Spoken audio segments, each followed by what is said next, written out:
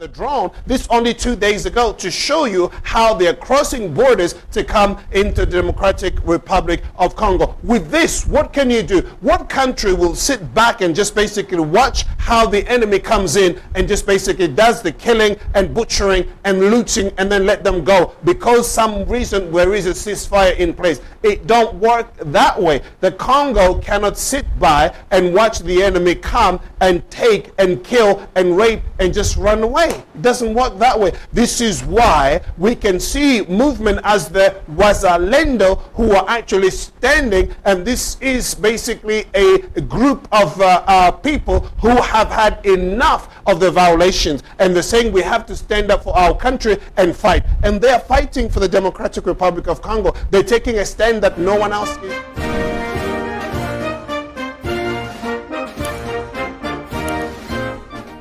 Well, welcome again to Good Morning DRC. We just wanted to bring you some information about what is happening in the Democratic Republic of Congo. As you know, we have a focus on what is going on there because we are less than 2 months away from the elections, and it's just so important that to keep you up to date. But before I go on, let me ask you, wherever you are around the world, if you haven't yet subscribed to this channel, please do so and share the link with other people, and this would allow you and your family and children to really have this information in English. I know Congo is not an English-speaking country, but many of you have children and relatives who cannot speak Congolese or French. So here is an opportunity to know what is happening here.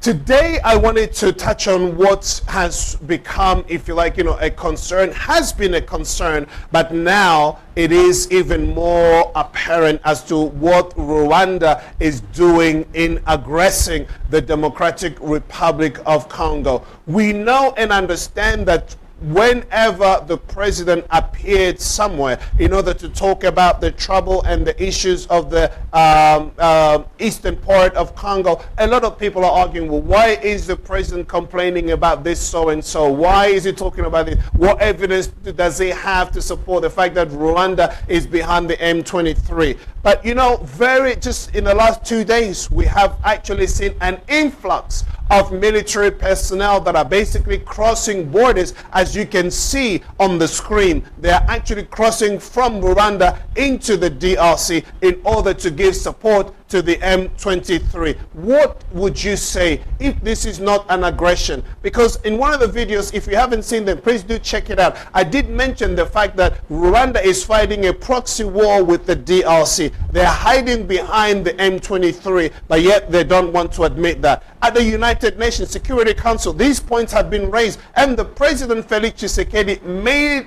already statement to condemn and to say what is happening in the DRC with Rwanda is unacceptable. It shouldn't. And they've had many different dialogue that has happened in Kenya and Angola. And we talked about ceasefire, and there were also requirement or obligations for both parts. But what we do see and analyze and understand the fact that Rwanda has not always obeyed, has not always submitted to this. I think it just basically trampled it underfoot because they just don't believe and trust that, nobody can do anything to them. And this is a wrong attitude to have. What is unfolding here, ladies and gentlemen, is blatantly, a violation of the document that was actually signed and an aggression of one country to another. This is a violation of international law. You just don't do that. But what we see unfolding here tells us how much the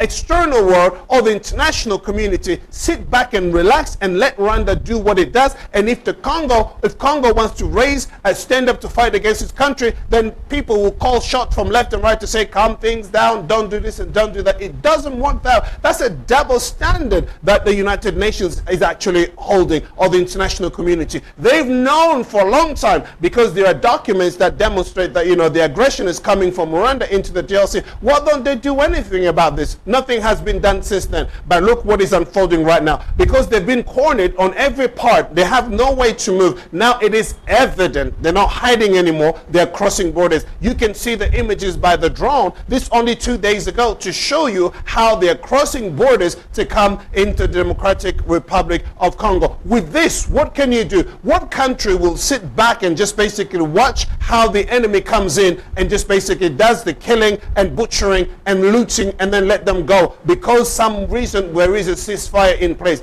It don't work that way. The Congo cannot sit by and watch the enemy come and take and kill and rape and just run away. It doesn't work that way. This is why we can see movement as the Wazalendo who are actually standing, and this is basically a group of people who have had enough of the violations, and they're saying we have to stand up for our country and fight. And they're fighting for the Democratic Republic of Congo. They're taking a stand that no one else is able to take. Now, who can forbid them from doing? Who can stop them from doing that? Because if people stop them, then Rwanda is doing what it's doing.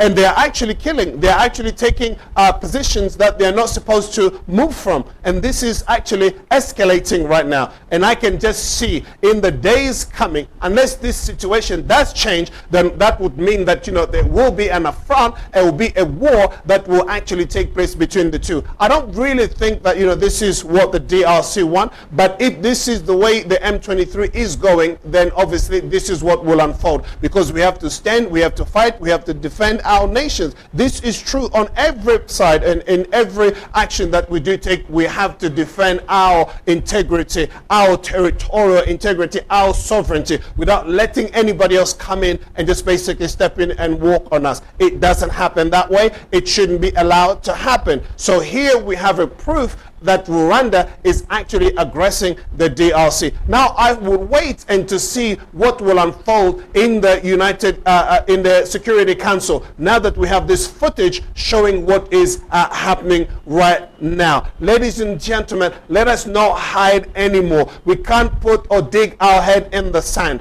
but we must stand and we must fight for the right cause, and we must believe that this victory is on our side. The Congo will win this battle, or will win this war. In the end, it will, because what we do know is that Rwanda has tried everything, and they tried to deny in the past, but they can't deny anymore. So these are just footages, just really to show you that what President Felix has been saying all along is now evidenced by all of this. I mean, they have tons of evidence, but some people just don't want to believe what they are hearing and what they are seeing. But with this, we can see just, pressure mounting, and because the army in the DRC, FARDC, is now restructured, and it has a strong army, and with new recruits that amount to about 50,000 strong military that have been trained and armed and ready to do war and battle, and also to protect this country, I stand to see what will unfold. What will unfold. But let us support our army. Let us stand with them. Let us stand strong with our president. Let us also pray for all those who are fighting to protect our country and our nation. It is very, very important that we do that. That's what I wanted to bring to your attention today. If you haven't yet subscribed, please do subscribe to our channel and give us thumbs up. Until next time,